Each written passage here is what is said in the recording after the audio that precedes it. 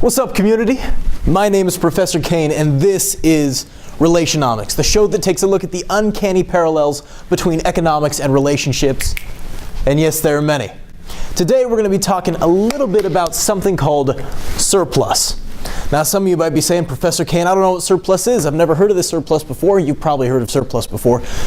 Regardless, let's get into it. I'm, of course, wearing purple today to honor the royal... I have no idea. I just didn't have anything else in my closet, so I went with purple. Whatever. Let me tell all of you this kind story. So I was walking today around town, and I noticed something. I noticed, wow, there are a lot of pretty girls out there. I'm talking, there are a lot of pretty girls out there. Like an unbelievable amount of pretty girls, and they're only getting prettier, which is not statistically possible, but it's somehow true. Don't ask me, I'm not a statistician, I'm an economicatician. I don't know this kind of things, that's another field.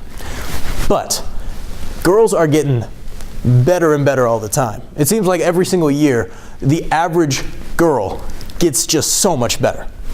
I'm not complaining, I think it's fantastic, but it creates something very interesting in the realm of economics.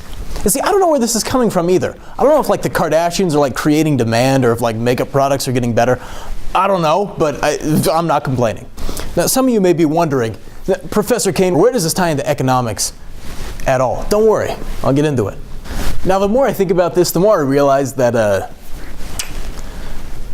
this really doesn't relate to supplies at all. But what I'm saying is, fellas, girls are bringing more and more to the table every single year. And we don't really change, we're pretty much all the same. So we're not bringing anything new at all. In economics, there's this magical, terrible, awful, actually there's nothing magical about it, it's really just awful, thing called inflation. Now, basically, the way inflation works, it works with any kind of fiat currency. A fiat currency is any currency that's not backed by a physical thing. Like the US dollar, that is backed by nothing. It's basically backed by the fact that the government says it's worth $10. It used to be backed by gold. It was called the gold standard. But basically, because the fiat currency isn't backed by anything, there's really nothing stopping it from being worth millions of times of itself. That's actually what happened in post-World War I Germany, is the German, whatever their unit of money was, just got to be ridiculous. It was called hyperinflation because people were literally pulling out wheelbarrows of money to go buy bread. So any kind of fiat currency is subject to inflation.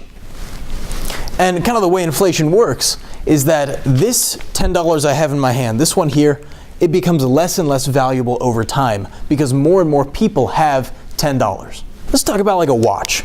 Now this watch right now costs, like right around $100. It's not too great of a watch. It's not super low end either. It's about a moderate watch. Because this watch costs $100 right now, in 20 or 30 years, this watch is going to cost maybe $200.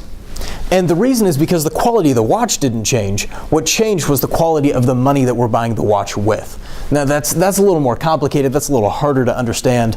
Inflation is just the devaluation of money. So that might have been a little more difficult to understand. I don't know if I explained it quite thoroughly. But I think inflation is a thing that a lot of people are familiar with. So let's apply that to girls. Bummer.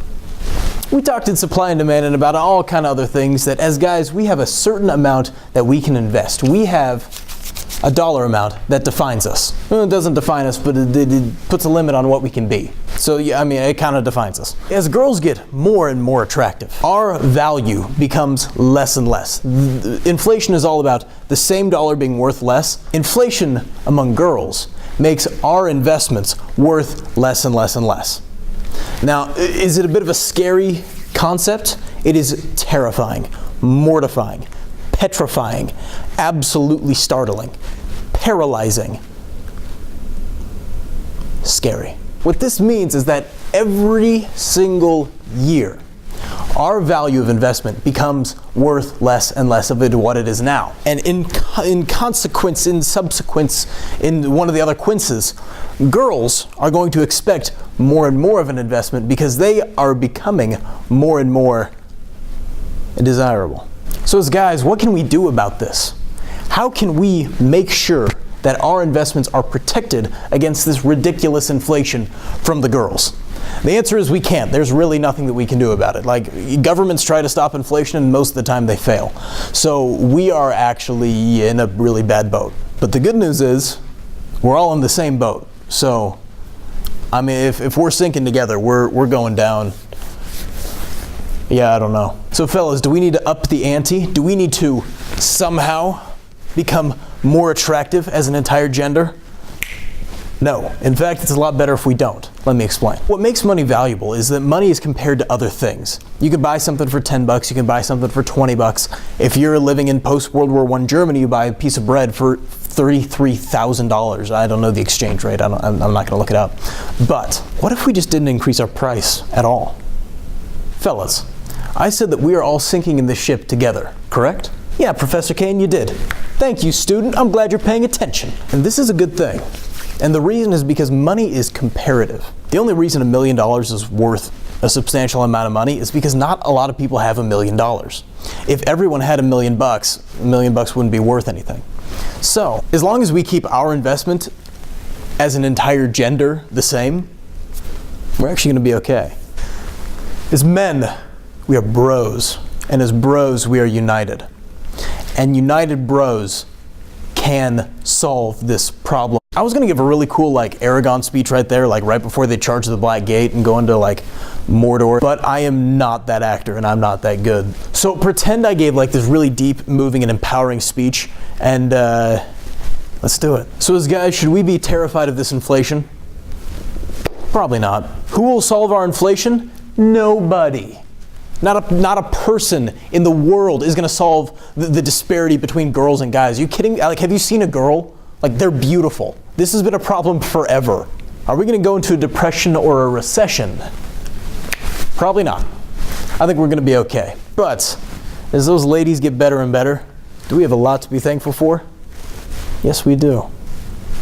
Respect them, though. Thanks for watching. Stay salty. Is this going to get solved? No. Does it need to get solved? Probably not. Do we have a lot to thank the ladies for? Yeah, we do. I mean, are you kidding? What else would we look at?